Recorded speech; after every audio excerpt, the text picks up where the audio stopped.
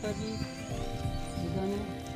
તો મિત્રો આજે આપણે આવી ગયા છીએ પીર બાપાની જગ્યાએ. તો તમે પણ જોઈ શકો છો આ જે નજારો છે આપણે વિસ્તારમાં જે નજારો છે તમે જોઈ શકો છો. તો આવો તો મારી સાથે હું તમને પણ બતાવું કે આપણી પીર બાપાની જગ્યા છે. તો જો મિત્રો આપણે પીર બાપા જગ્યાએ જવાનો જે રસ્તો છે એ તમને રસ્તો પણ બતાવું. રસ્તો એ નદી વિસ્તાર છે. તે નદી વિસ્તારના રસ્તામાંથી આપણે પસાર થઈને જવાનું છે. અત્યારે જો કે એટલું બધું કંઈ પાણી નથી એટલે થોડીક જગ્યા છે કે બધું રસ્તામાં પાણી નથી કંઈ. પણ જ્યારે ચોમાસાનું વાતાવરણ હોય અને ત્યારે ચોમાસાનું પાણી અહીંયા ભરાઈ જાય છે. તમે જોઈ શકો છો કે આપણે અહીંયા થોડું પાણી ભરાઈ ગયેલું છે.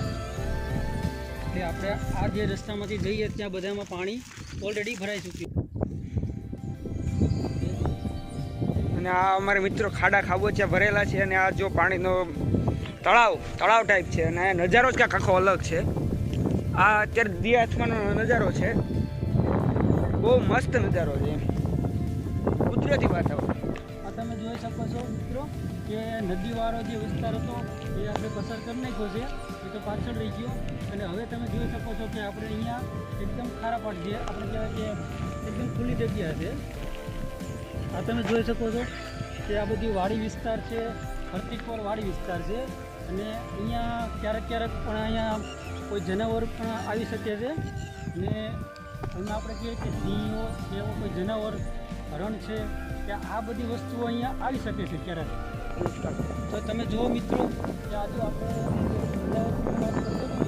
એ આપણે જો સામે જો દેખાય ત્યાં આપણે અત્યારે જો રોજ દેખાય છે. સાથે હંકાઓ પણ છે ત્યાં.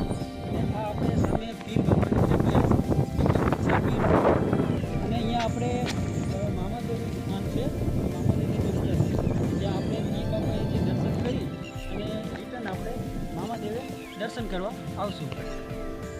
તમે જુઓ મિત્રો કે આપણે જે પીર બાપાની જગ્યા તો જુઓ મિત્રો કે આપણે આજે પીર બાપાની જગ્યાએ આવી ગયા છીએ. જે આપણે ગેબનશાહ પીર છે જે આપણે દર્શનનો તમને પણ લાભ લઈએ અને તમને પણ લાભ દઈએ. તો જુઓ મિત્રો આ પીર બાપાની જગ્યા.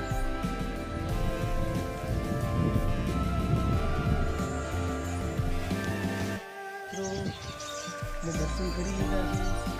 આ બધું જોઈ શકો છો કે આવો તમને આજે મામાદેવની જગ્યાએ બતાવશે.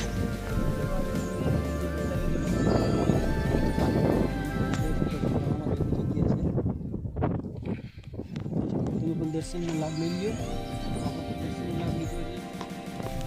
તો હવે અહીંયાથી આપણે નીકળીએ છીએ ઘર તરફ. તમે જોઈ શકો છો કે આ જે રસ્તો છે બધો નીકળવાનો અહીંયાથી.